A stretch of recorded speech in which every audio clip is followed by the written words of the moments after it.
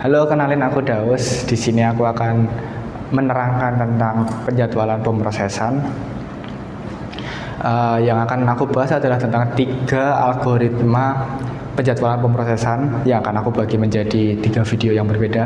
Nah, untuk video pertama ini aku akan membahas tentang FCFS atau FIFO. Apa sih itu? FCFS itu adalah first come first serve, yaitu adalah yang datang duluan yang akan dilayani duluan di pekerjaan ini.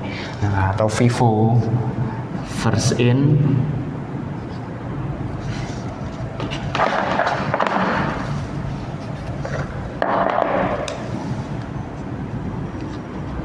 first in, first out.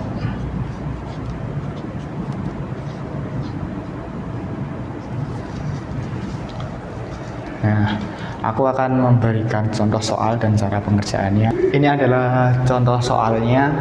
Nah, apa sih itu? Kayak P, I, O itu tuh apa? P itu adalah pemrosesan, I itu adalah input, O-nya itu adalah output. Nah, terus untuk yang 024 itu adalah detik awal dia masuk atau mulai dikerjakan. Nah, pada P1 dia masuk pada detik ke 0. Jadi otomatis dari awal 0 gini P1 masuk. Nah, P1 berapa jumlah yang akan dia kerjakan adalah 1. Berarti tulis 1. Nah, P1 akan dikerjakan sampai detik ke 1. P1 selesai. P1 selesai dia akan turun ke input.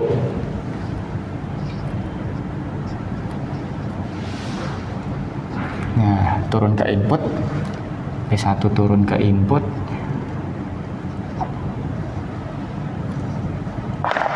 gantian biar beda.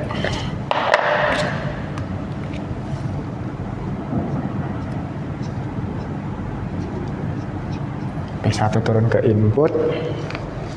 Nah, P1 di input akan dikerjakan sejumlah 2. Akan dikerjakan sejumlah 2, maka dia akan jalan dari detik ke 1 hingga detik ke 3. Nah, P1 dikerjakan. Nah, pada detik kedua P2 masuk. P2 masuk dan akan dikerjakan sejumlah 2.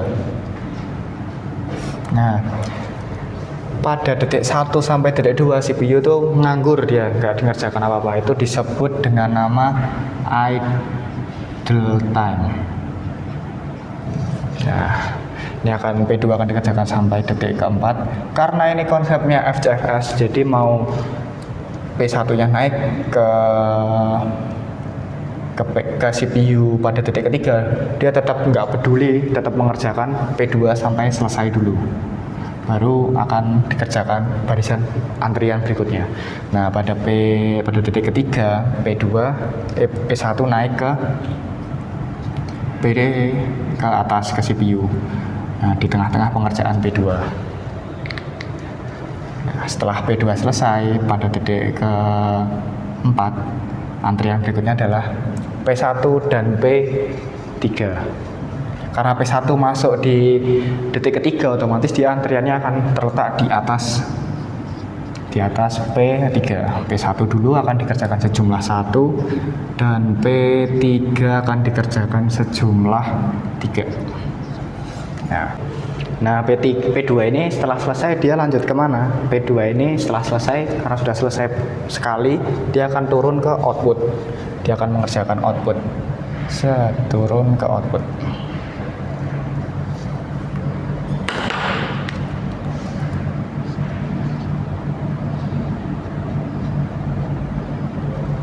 Pada detik ketiga, P2 masuk mengerjakan 3, sejumlah 3. Nah, kita langsung kerjakan saja ini sampai detik ke-6. Detik ke-6 P2 selesai. P2 akan naik lagi ke input.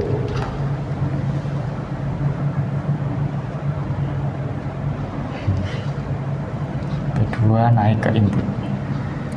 Ini turun P2. Nah, kita balik ke pekerjaan yang atas, pekerjaan CPU. P1 tadi dikerjakan 1, berarti dia sampai detik ke-5 dikerjakan 1. Nah, P1 setelah selesai dia turun ke output. Jadi saat selesai sini P1 turun ke output. Nah, ini detik ke-5 turun. Detik ke-5 turun. Berarti karena P1-nya turun ke output, berarti pada saat selesai P2 dia langsung lanjut mengerjakan P1. P1 sejumlah 1. Nah, sejumlah 1. Nah, lanjut ini kita balik ke atas. Tadi setelah P1 selesai, antrian berikutnya itu adalah P3 sejumlah 3. Jadi dia akan dikerjakan sampai detik ke-8 P3-nya. Nah, detik ke-8. Setelah itu dia akan turun ke input. Turun ke input P3. Nah, tapi karena tadi di detik ke-6 input kemasukan P2 sejumlah 1. Nah, jadi akan dikerjakan dulu P2 nya sampai detik ke-7. P2 dikerjakan sampai detik ke-7. Setelah itu selesai, dia naik ke P2 naik ke atas CPU. Jadi pada detik ke-7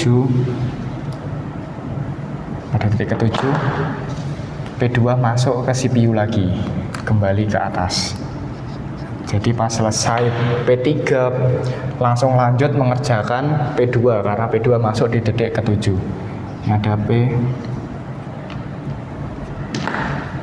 Ada P2 sejumlah 2. Nah, ini juga P1 kita selesaikan, kita kerjakan sampai detik ke-7. P1 ke-7. Nah,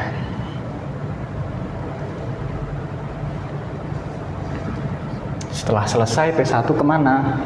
Balik ke atas. Dia juga ternyata di detik ke-7 mengalami tabrakan. Kita hapus lagi ini. Karena di detik ke-7 mengalami tabrakan. Ada 2 yang naik, P2 dan P1. Nah,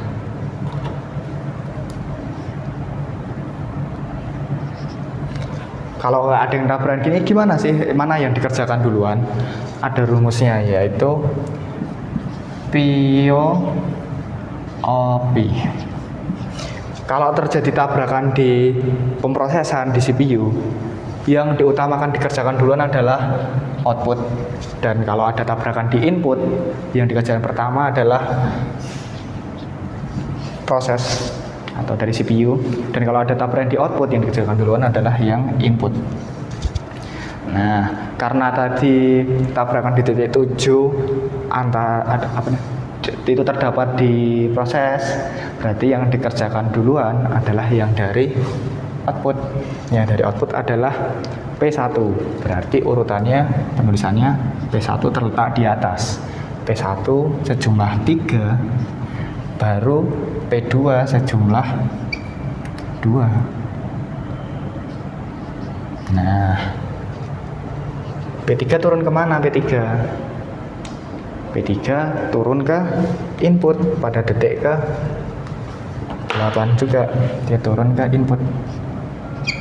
Nah,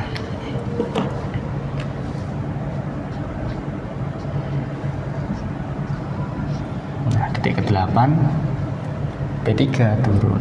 P3 dikerjakan sejumlah 1.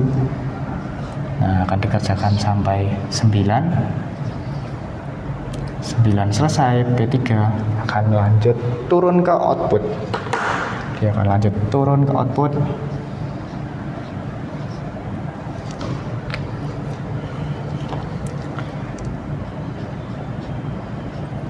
detik 9 ada antrian P3 sejumlah 2. Nah, akan dikerjakan sampai detik ke 11. Nah, untuk yang atas tadi 8 dikerjakan sebanyak 3, berarti dia akan selesai di detik ke 11 juga. 11 selesai. 11 P1, karena tadi P1 udah sampai yang paling belakang sih, berarti P1 sudah selesai dikerjakan semua. Nah, selanjutnya antriannya adalah P2 sebanyak 2, dan ini karena P3 nya selesai output, dia lanjut naik ke P1, jadi di P1 akan ada antrian baru lagi. Ini tadi P3, ini juga P3, ini juga P3. Akan ada antrian baru P3 sebanyak 1. Nah, yang akan dikerjakan adalah P2 dulu sampai 13. P2 karena udah selesai semua, jadi kita dicentang checklist. Terus selanjutnya antrian berikutnya adalah P3 sebanyak 1, akan dikerjakan sampai 14. Nah, lalu P3 selesai. Nah, untuk cara ngecek gimana udah bener, ada cara simpelnya. Simpelnya itu adalah dengan kita menotal semua proses di atas ini, yang PP ini, terus ditambahkan dengan idle time-nya tadi sebanyak berapa lama. Nah, contoh itu kan P1 dia mengerjakan 1, terus tambah 1, tambah 3, tambah 2, tambah 2, tambah 3, pada P3 juga itu tambah 3, terus tambah 1. Nah, ini udah semuanya, ini total semuanya. Terus kita jumlahkan lagi dengan idle time-nya tadi. Idle time ada 1. Nah, ini dijumlah jadi sama dengan 2 tambah 5 tambah 5 tambah 2. Nah, berarti kalau dijumlah totalnya sama dengan 14 sesuai. Nah, untuk video berikutnya saya akan menerangkan tentang SJF. Nah, video ini cukup sekian. Terima kasih sudah mau mendengarkan.